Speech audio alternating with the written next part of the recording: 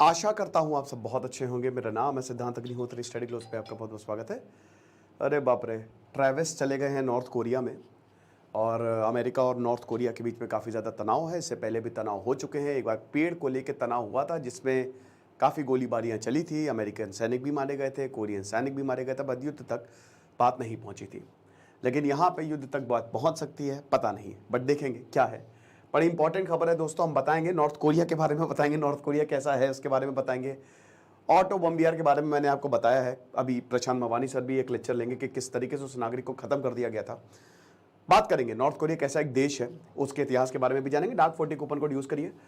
Telegram group को आपने join किया कि नहीं यार, फटाक से टेलीग्राम ग्रुप को ज्वाइन कर लो। नंबर पे अपनी रिसीट व्हाट्सएप कर दो, वरना आप चैट में है ना, आप ऐप आपने डाउनलोड किया ही होगा तो चैट में भी लिंक आता है। तो आज से मैनिपुलेशन टेक्निक सीखेंगे और आज बैचेस बंद हो रहे हैं, तो रात 8 बजे तक फटाक से कोर्सेज को अवेल कर लो। एकदम देर मत करो, मजा आने वाली है तुमको, क्योंकि अब तुम मैनिपुलेट कभी नहीं होगे अपनी लाइफ में। तो फटाक से कोर्स को अवेल करो। ओके, ये चीज है। चलो, तो नॉर्थ कोरिया, साउथ कोरिया, भाई ये है पूरा का पूरा कोरियन पेनिनसुला, है ना। कई बार मैंने बता भी चुका हूं। कहानी शुरू होती है बहुत पहले से, 2000 सालों से। सब कुछ वैसे चाइना के पास ही था, ठीक है, कोरियन पेनिनसुला। और उसके बाद फाइनली हम ये देखते हैं कि जब जापान आया तो जापान ने सब कब्जे में ले लिया। मेजी रेस्टोरेशन जो 1868 में हुआ है, और उसके बाद जापान ने वो तबाही मचाई है जब जापान की आर्मी बनी कि कोरिया पोरिया सब गए, चाइना पाइना सब इधर जूती पे मेरी, ऐसा हिसाब किताब था। तो 1945 तक चला और 1945 में फाइनली चाइना जो है, वर्ल्ड वॉर 2 के बाद चाइना में सिविल वॉर हो गया, जापान ने सरेंडर कर दिया। तो ये वाला किसके हाथ में रहेगा? तो अब हम ये देखते हैं कि इस कोरियन पेनिनसुला के लिए तो बाद में जंग होगी, पहले चाइना के लिए जंग हुई और 1949 में कम्युनिस्ट पार्टी चाइना में आ गई। तो अब हुआ क्या कि एक जो था, चाइना कह रहा था कि पूरा कोरियन पेनिनसुला हमारा है, तो चाइना चाहता था कि कम्युनिज्म आ जाए। तो इसने यहां पे किम इल संग को सपोर्ट करना शुरू किया और ये पूरा कोरिया जीत लिया। यहां तक इनकी सेनाएं आ गई थी जिसमें सोवियत भी मदद कर रहा था, ठीक है। 1950 में ये वॉर शुरू होता है, वॉर 21 साल तक चली थी। तब अमेरिका का दिमाग खराब हुआ, अमेरिका ने बोला अरे बाप रे बाप, कम्युनिज्म को रोकना है हर हाल में। तो अमेरिका ने अपनी सेनाएं भेजी और उसके बाद फिर यहां तक जो है, ये जो आप देख रहे हैं उसको 38 पैरेलल लाइन बोलते हैं, 30th पैरेलल लाइन, ठीक है। तो यहां तक अमेरिका ने मतलब सेना को पीछे ढकेलना शुरू किया, जो चाइना और कोरियंस, नॉर्थ कोरियंस थे। और फाइनली हम देखते हैं कि ये 1 साल बाद सीज फायर होता है। और अब उसके बाद यहां पे 1953 आते आते 3 साल बाद, 1950 में वॉर शुरू हुई और 1953 में DMZ बनाया गया। इसको DMZ बोलते हैं, जो कि लगभग 150 मील लंबा, यानी कि 250 किलोमीटर लंबा है और 2 किलोमीटर इसकी जो लेंथ है, मतलब ये जो ब्रॉड है, ब्रेथ है, ठीक है। मतलब इतना, ये 1 किलोमीटर यहां पे नॉर्थ कोरिया की साइड पे और 1 किलोमीटर जो है वो साउथ कोरिया की साइड पे, ठीक है। तो आप जब जाएंगे तो बहुत लोग जाते हैं DMZ देखने को, यानी कि अभी भी सोल्यूशन नहीं निकला है, अभी भी ये लोग युद्ध में ही है, बस सीज फायर है ना। कभी भी युद्ध हो सकता है, आप ये भी मान के चलिए। तो अब देखिए, साउथ कोरिया में कैपिटलिज्म आ गया, अमेरिका सपोर्ट करता, तो यहां पे लोग बहुत खुश। साउथ कोरिया आपको पता ही है कि एक कैपिटलिस्ट कंट्री, एक डेवलप्ड देश है और पूरी दुनिया में हम देखते हैं कि साउथ कोरिया का डंका बजता है। भारत में भी अब कार ब्रांड देखिए, बढ़िया है, लोग अच्छा है, खुश है। अब खैर आपको पता है कैपिटलिज्म की भी एक कॉस्ट आती है। लेकिन यहां पे आ गया है नॉर्थ कोरिया, लोग सेम ही है, बस डिवाइड है, ठीक है। यहां पे किम इल संग, तो ये जो किम डायनेस्टी है, 3 जनरेशन पनिशमेंट के बारे में आपने सुना, अभी मैं आपको बताऊंगा नॉर्थ कोरिया के बारे में कुछ ऐसी बातें जिसमें आप बोलेंगे बाबा रे बाबा। तो ये यहाँ पे प्योंगयांग की कैपिटल है और यहाँ पे पूरी तरीके से डिक्टेटरशिप है। नर्क अगर आपको जाना है तो आप नॉर्थ कोरिया चले जाइए या वहाँ के लोगों से मिल लीजिए। तो एक्चुअल में धरती पे अगर कहीं नर्क है तो वो नॉर्थ कोरिया में है। चाइना थोड़ा बहुत सपोर्ट, चाइना को पूरा, नॉर्थ कोरिया खाली चाइना की बात सुनता है, ये भी आप मान के चलिए। अब आप बोलेंगे सर अगर ऐसा है, नर्क है, तो इंटरकॉन्टिनेंटल बैलिस्टिक मिसाइल कैसे बना रहे हैं, न्यूक्लियर वेपन इनके पास है, हाइड्रोजन बॉम्ब इनके पास है, कैसे सर, अभी मैं आपको बताऊंगा। तो ये छोटी सी कहानी थी। अमेरिका पूरा साउथ कोरिया, अमेरिका ने साउथ कोरिया को सारे हथियार दे रखे हैं क्योंकि बगल में नॉर्थ कोरिया है। तो अमेरिका ने थार्ड सिस्टम यहाँ पे सब इंस्टॉल करके रखा हुआ है। जितने भी साउथ ईस्ट एशियन देश हैं जिनको चाइना का खतरा है, तो अमेरिका बोलता है अरे यार मैं हूँ यार, बड़ा भाई किसका है ये, तुमको इंतजार में हूं ना। तो ये हिसाब किताब चलता है यहाँ पे। अब क्या हुआ है भैया, देखो कई बार ऐसा होता है कि देखिए, वैसे तो नॉर्थ कोरिया पहले आप देश के बारे में समझिए कि कितना पागल देश है। देखिए नॉर्थ कोरिया में किम इल संग, फिर क्या नाम था उनका, जो किम जोंग उनके पिताजी थे, किम जोंग इन, ऐसे ही नाम था उनका, ठीक है। और ये तीसरी जनरेशन है, तीसरी पीढ़ी है किम जोंग उन। तो जो पहले इनके दादाजी थे वो ठीक थे, आपको बता दूं, जो किम इल संग थे ना वो बेटर थे, he was a very good leader. लेकिन जो सेकंड वाला आया, अरे बाप रे, वो बहुत खतरनाक था, वो बहुत ही डेंजरस इंसान था। किम जोंग उन ठीक ठाक है, मतलब बैलेंस्ड है, लेकिन दोस्तों हम उनको ठीक ठाक किस पर्सपेक्टिव से कह रहे हैं, किसको कंपेयर करके कह रहे हैं। चलो अब हम थोड़ा सा नॉर्थ कोरिया को खोलते हैं। नॉर्थ कोरिया में लोगों को कोई आज़ादी नहीं है, लोग बोल नहीं सकते, बैन है वहां पे, सब कुछ बैन है, ठीक है, आईफोन बैन है, टीवी बैन है, चैनल्स बैन है, आप हंस नहीं सकते। आपको पता है इनके जो दादाजी का जब बर्थडे पड़ता है, या जो इनके 3 जनरेशन का जब बर्थडे पड़ता है तो रोना होता है, मतलब वो नेशनल फेस्टिवल होता है, और अगर आप नहीं रोए घर में तो आपको मार दिया जाएगा। 3 जनरेशन पनिशमेंट, जनरेशन का जो है वो पनिशमेंट जो है वो लेना पड़ेगा, ठीक है। 3 जनरेशन मतलब पहले दादाजी भी गए, पिताजी भी गए, सब के सब मार दिए जाते छोटे से छोटे पनिशमेंट के लिए, यू आर गॉन, और मार देंगे आपको। ओके, हंस नहीं सकते आप। सबसे पहली बात तो ये है, आप ये समझिए कि अगर कोई आपदा पड़ी है, जैसे एक केस आया था, एक बिल्डिंग में आग लग गई थी, ठीक है, तो किसी तरीके से जो लेडी थी उसने अपने बच्चों को बचाया, एक बच्चा वैसे भी मर गया, उसको सजा हो गई क्योंकि उसने तस्वीर नहीं वो लेके आई थी जो वहां पे टंगी हुई है। तो ऐसे ऐसे तो कानून है नॉर्थ कोरिया में कि आप देख के माथा पीट लेंगे कि भाई ये क्या है।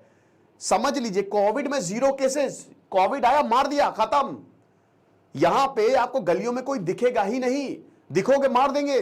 बहुत सस्ती है जान, बहुत सस्ती, ठीक है, कोई भी किसी को मार देगा। आर्मी का यहां पे टोटल कंट्रोल है। किम जोंग उन इतना ज्यादा डेंजरस है कि अपने चाचा को मार दिया, उसने अपने बीवी के परिवार को मरवा दिया कि किसी को यह ना पता चले कि मेरी बीवी सिंगल है ना, ये चीज है, दाताल है, वो ऐसे, ये हिसाब किताब है नॉर्थ कोरिया का। तो बहुत ज्यादा बुरे हालात है, बहुत ज्यादा बुरे हालात हैं नॉर्थ कोरिया के। यहां पे बहुत ही आसानी से किसी को मार दिया जाता है और कोई भी सुनवाई नहीं है, किसी से डिप्लोमेटिक रिलेशन नहीं है, किसी से भी। नॉर्थ कोरिया में अगर आपको घूमना है तो सबसे लीस्ट प्रेफर्ड कंट्री है। अमेरिकन इसको लेवल 3 पे रखा है कि नॉर्थ कोरिया बिल्कुल मत जाना, सबसे अपने लोगों से बोला कि बिल्कुल भी मत जाना। तो नॉर्थ कोरिया कोई नहीं जाता है। अगर आप जाएं, कभी आपको नॉर्थ कोरिया जाने का मन हो, तो आपको वहां की पर्टिकुलर टूरिज्म एजेंसी से आपको कांटेक्ट करना है, और जैसे ही आप वहां पे जाएंगे 24 घंटे आपके होटल में कैमरा होगा, कभी भी पुलिस आ सकती है। अगर आपने, सबसे पहले तो वहां पे आपका जो कैमरा है, जो फोन है, वो सब रखवा लिया जाता है। जैसा ही आप एंटर किए उसके बाद आपको बड़ी सी मूर्ति है भैया, वहां पे मत्था टेकना होता है। फोटो गलत ले ली तो, हंस दिए तो, फोटो को देख के, भाई ऑटो नाम्बियर यही तो हुआ था, वो फोटो गया हॉल में, उसने फोटो को देख के थोड़ा हंस दिया, उसको गिरफ्तार कर लिया। 1.5 साल तक बेचारे को रखा। 2016 में गया था, बहुत टॉपर स्टूडेंट अमेरिका का, 1.5 साल तक उसको रखा और इतना टॉर्चर किया, आप समझिए कि किसी तरीके से उसको छुड़ाया गया। नॉर्थ कोरिया ने छोड़ा। जब 1.5 साल तक वो अमेरिका में वापस आया, वो कोमा में था, वो बोलता ही नहीं था। उसके माता पिता बता रहे थे कि इसको इतना टॉर्चर, ही कुछ बोलता ही नहीं है, बस सोचता रहता है, और 6 महीने बाद मर गया वो। ये हिसाब किताब। ऐसे 4 अमेरिकन सिपाही गए थे, उनको नॉर्थ कोरिया ने यूज किया, खूब प्रोपेगेंडा मूवीज बनवाई 3 से, और एक जब वापस यहां पे आया तो मुकदमा चला, किसी तरीके से छूटा वो। नॉर्थ कोरिया में कोई नहीं जाता भाई, और सब बोलते भी है कि वहां जाने का कोई भी फायदा नहीं है, बुरे हालात। तो अब क्या करें? और अभी क्या ये जो मामला हुआ इसमें क्या, देखिए अब ये मामला जो है ये मिलिट्री का है, ठीक है। इसमें ट्रैफिक जो है वो भाई एक डीएमजेड पे एक कमरा है, छोटा सा, दूर से दिखता है, आप जा नहीं सकते। जैसे ही आपने डीएमजेड पे गए आपको मार दिया जाएगा। वहां पे क्या है ना कि वहां पे साइन हुआ था, यही जो सीज फायर एग्रीमेंट है, ये दौड़ लगा दिए। ये टूरिज्म ग्रुप के साथ गए थे, ये नॉर्थ कोरिया चले गए पार करके। 21 साल के हैं, मुझे लगता है इनको कोई मेंटल कंडीशन है, स्टिल ये आर्मी में है, साउथ कोरिया में तैनात है। कुछ झगड़ा भी इन्होंने किया, 2 महीने जेल में रहे, उसके बाद फिर इनको छोड़ा गया। अब देखिए ये आर्मी में एक सोल्जर है।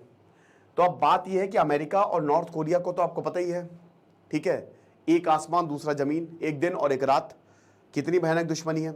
जो बाइडन तो वैसे भी बोलते कि भाई हम अपने दुश्मनों से समझौता नहीं करेंगे, लेकिन यहां पे बात आर्मी की हो रही है। अगर ये कोई इंसान होता तो नॉर्थ अमेरिका को इतने कोई वो, हालांकि अमेरिका कोशिश करता लेकिन इतनी कोशिश नहीं करता। अब इनको राज पता है ना अमेरिकन मिलिट्री के बहुत सारे, तो इसीलिए अमेरिकन मिलिट्री के अगर एक सिपाही को कोई किडनैप कर ले तो इसका मतलब वो एक तरीके से देश के ऊपर हमला हुआ।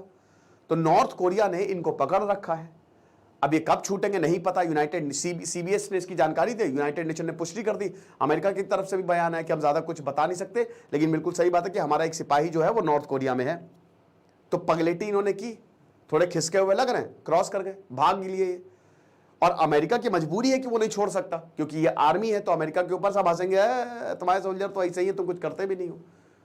क्योंकि अमेरिका मशहूर है ना कि भाई उसका एक सोल्जर भी फंसेगा तो वो पूरी जी जान लगा देगा। ये चीज है। क्या करें, डिप्लोमेटिक रास्ता है, स्वीडन से शायद बात करवाएगा, क्योंकि अमेरिका से डायरेक्ट कोई वार्तालाप नहीं है, ठीक है। तो टियर 2 टियर 3 डिप्लोमेसी का सहायता लेगा। चाइना से हो सकता है कह वाले, लेकिन चाइना से भी अमेरिका के संबंध बहुत अच्छे नहीं है। कुछ ना कुछ तो होगा ही, हो सकता है छूट भी जाइए।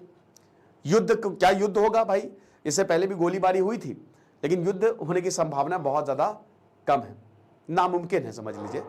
युद्ध नहीं होने वाला, एक सिपाही की वजह से तो युद्ध नहीं होने वाला। 10-15 सिपाही होते तो फिर तो शायद बात अलग थी। तो ये कहानी है पूरी की पूरी, एक सिपाही की वजह से अमेरिका जो है वो पूरा लपेटे में आ गया है। अब आप बोलेंगे सर अगर नॉर्थ कोरिया में इतनी प्रॉब्लम है तो अभी तक रिबेलियन क्यों नहीं होता है, क्या आर्मी वहां पे विद्रोह नहीं करती है? उसका रीजन है दोस्तों ब्रेन वॉश। ब्रेन वॉश, आपको बता दूं कि यहां पे बचपन से ही बच्चों का ब्रेन वॉश करवाया जाता है, ठीक है, बचपन से ही। क्योंकि आप बाहरी दुनिया से संपर्क कर नहीं सकते, तो आपको लगता है यही दुनिया है ना। बच्चों को नाम रखने के लिए 22-23 नाम की लिस्ट दी जाती है। दादाजी जो किम जोंग उन है, उनके दादाजी नाना जी जो भी है, उनके नाम पे आप नहीं रख सकते नाम। तो ये 22 लिस्ट के अंदर ही आपको बच्चों का नाम रखना होता है।